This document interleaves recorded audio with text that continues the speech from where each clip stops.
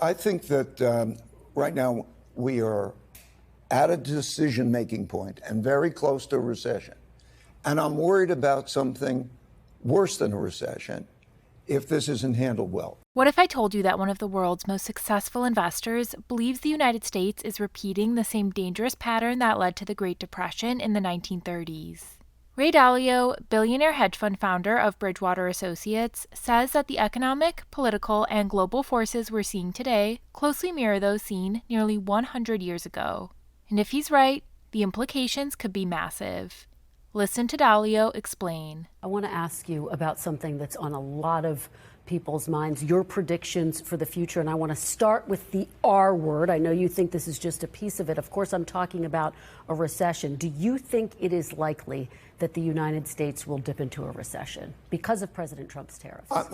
I think that right now we are at a decision-making point and very close to a recession. And I'm worried about something worse than a recession if this isn't handled well. A recession is 2 negative quarters of GDP, and whether it goes slightly there, we always have those things. We have something that's much more profound. We have a breaking down of the monetary order. We are going to change the monetary order because we cannot spend the amounts of money, so we have that problem. And when we talk about the dollar and we talk about tariffs, we have that. We are having profound changes in our domestic order, how ruling is existing, and we're having profound changes in the world order. Such times are very much like the 1930s. I've studied history, and this repeats over and over again.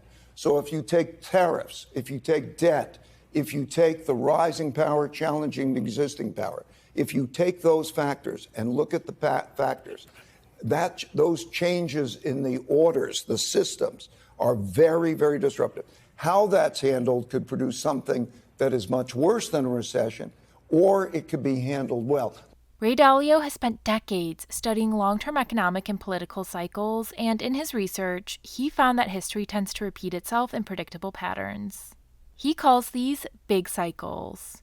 One of the most alarming patterns he's identified is how what the United States is going through right now is looking eerily similar to the 1920s and 1930s. Here's how. First, massive debt and money printing. Just like in the 1920s and early 1930s, the U.S. economy had seen a huge buildup of debt. In the 1920s, Americans went on a borrowing spree. People bought cars, appliances, and homes on credit. Companies borrowed to expand their operations. Individual investors even used large margin loans to speculate in the stock market. When this debt bubble eventually burst in 1929, it helped trigger the Great Depression. Fast forward to today. After the 2008 financial crisis, and especially during the emergency situation of 2020 and 2021, the U.S. government flooded the economy with trillions of dollars. This helped in the short term, but it created long-term consequences: high inflation, rising interest rates, and a massive national debt burden. As of the making of this video, the U.S. national debt to GDP ratio is at a staggering 125%, the highest level since World War II. A time when the U.S. had to essentially shut down the civilian economy and borrow heavily to fight a war. According to Dalio, when a country takes on too much debt, it eventually faces a painful reckoning known as a debt spiral. Here's how it works. A country borrows a lot of money to fund spending. At first, it works. The economy grows. Everyone is happy. But over time, that debt piles up, causing interest payments to increase. To keep up, the government has to borrow even more or start printing money, which causes inflation. Then interest rates rise, making the debt even harder to pay. Eventually, the country enters a debt spiral, where debt grows faster than income, and it becomes almost impossible to escape without major pain like inflation, default, or austerity. The second similarity between now and the 1930s is growing wealth gaps with internal conflict. Before the Great Depression, wealth inequality reached record levels. The super rich lived in mansions while many struggled to buy food. The top 0.1% of Americans controlled 25% of the country's wealth. The Roaring '20s created tremendous prosperity, but primarily for those at the top. The average worker's wages grew at a much slower rate than productivity and corporate profits. In the 1930s, this led to worker strikes, protests, and rising political extremism. Today, the U.S. is seeing similar divisions. The richest 0.1% of Americans have 20% of the country's wealth. Since 1980, the wealth share of the bottom 50% has decreased from 20% to less than 5% today. In inflation-adjusted terms, CEO compensation has grown approximately 940% since 1978, while typical worker compensation has risen only 12%. Dalio warns that this level of inequality creates social tensions that ultimately impact politics, policy, and economic stability, exactly as occurred in the 1930s when populist movements gained traction.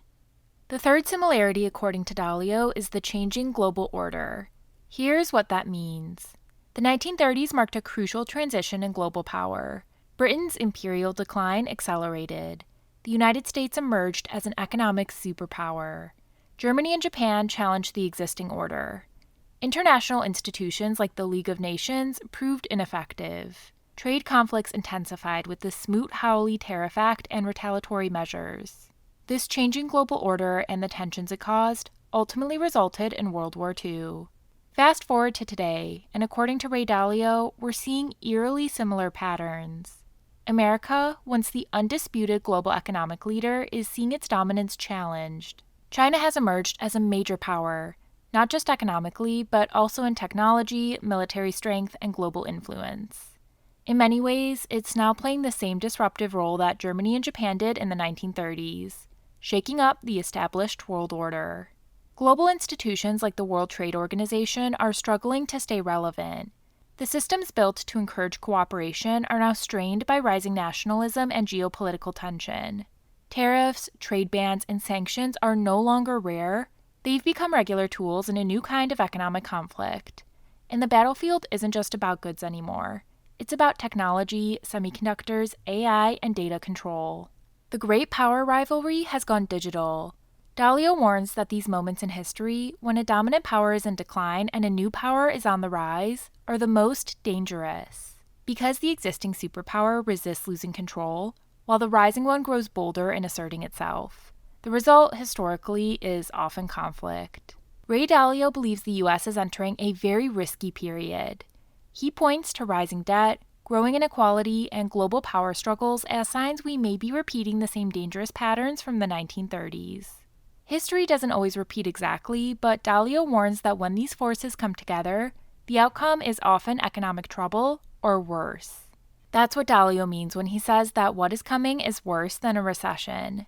However, this outcome isn't written in stone. Listen to Ray Dalio explain what can be done to prevent this from happening. Very quickly, because I want to be very specific about what you mean. You're saying worse than recession. You're saying this is reminiscent of the 1930s. We should tell our viewers you correctly predicted the 2008 financial crisis. What is your prediction for where the country is headed right now? Right now, we're at a juncture. Let's take the budget. If the budget deficit can be reduced to 3% of GDP, it will be about 7% if things are not changed. If it could be reduced to about 3% of GDP, and these trade deficits and so on are managed in the right way, this could all be managed very well. I believe that members of Congress should take the pledge, what I call the 3% pledge, that in one way or another, that they will get that budget deficit down to that number. If they don't, we're going to have a supply-demand problem for debt at the same time as we have these other problems. And the results of that will be worse than a normal recession. So, and just to follow up on that point, worse than a recession, you're talking about the 1930s. What specifically are you warning of? Are you saying that it could be as bad as a depression? What's your biggest fear? The value of money. What is a storehold of wealth? That is a bond. In other words, one man's debt is another man's assets, bondholders. And so we're going to be in a situation where if that storehold of wealth is in jeopardy because there's too much supply and demand and so on, and we have a monetary inflation, we will have great disruptions. And that could be like the breakdown of the monetary system in 71. It could be like 2008. It's going to be very severe. I think it could be more severe than those if these other matters simultaneously occur. Imagine if we have a downturn politically and an international conflict. What's worst case scenario that you're warning of? To be very specific, to put it into to terms people be can very understand. specific, the value of money, internal conflict, that is not the normal democracy as we know it, and international conflict in a way that is highly disruptive to the world economy and could even be a military conflict, just as these breakdowns have occurred before. You know, we have a new order that began in 1945, a new monetary order and a new geopolitical order. And these go in cycles that can be measured. And I worry about the breakdown of that kind of an order, particularly since it doesn't need to happen, because there are certain things that could be done in which this is better, a better restructuring of these debts and actions taken. In 2024, the U.S. government ran a $1.8 trillion deficit, meaning it spent $1.8 trillion more than it earned. At the same time, the U.S. economy, or GDP, was about $29.2 trillion. That puts the deficit at around 6.2% of GDP. According to billionaire investor Ray Dalio, that number needs to fall to 3% or lower, and fast, to avoid serious financial consequences. In simple terms, the U.S. would need to cut its deficit in half, from $1.8 trillion down to around $850 billion. But here's the catch. There are only two ways to shrink the deficit. One is to raise taxes, bringing more money into the government. The other is to cut spending, potentially reducing funding for things like Social Security, Medicare, education, or defense. As you can imagine, both of these options are politically unpopular. But Dalio argues that if the U.S. doesn't act soon, the cost of doing nothing could be far worse. If the government does make tough choices, there are two big payoffs. The first is the most obvious. The national debt would grow slower, and hopefully, as the economy grows over time, the U.S. may one day grow into this large debt. This is what the U.S. did after World War II. As you can see here, U.S. debt to GDP peaked during World War II at 110%. Over the next roughly 4 decades, the U.S. economy was able to grow into this debt as the economy grew faster than the national debt. As a result, by 1980, U.S. debt to GDP was below 30%. The second benefit isn't as obvious, but it's just as important. Ray Dalio believes that if the U.S. can lower its deficit, interest rates on government borrowing will also go down. And that could help the country avoid what is known as a debt spiral, a situation where rising debt leads to rising interest costs and then leads to even more debt. Let's break this down using a simple chart. Interest rates on U.S. government debt are set by supply and demand. This line here shows the supply of money. This represents how much capital investors around the world are willing to lend to the U.S. government. The other line shows the demand for that money, or how much the U.S. government needs to borrow during a given period. The point at which these two lines cross determines the interest rate the government has to pay to borrow money. If the U.S. is able to reduce its deficit, it won't need to borrow as much to cover the gap in its budget. In simple terms, if the government spends less and collects more in taxes, the deficit shrinks. Returning to our supply and demand example, this reduced need to borrow shifts the demand curve to the left, meaning less borrowing pressure. As a result, the point where supply and demand meets moves lower, leading to a lower interest rate on government debt. This might sound small, but it's a big deal.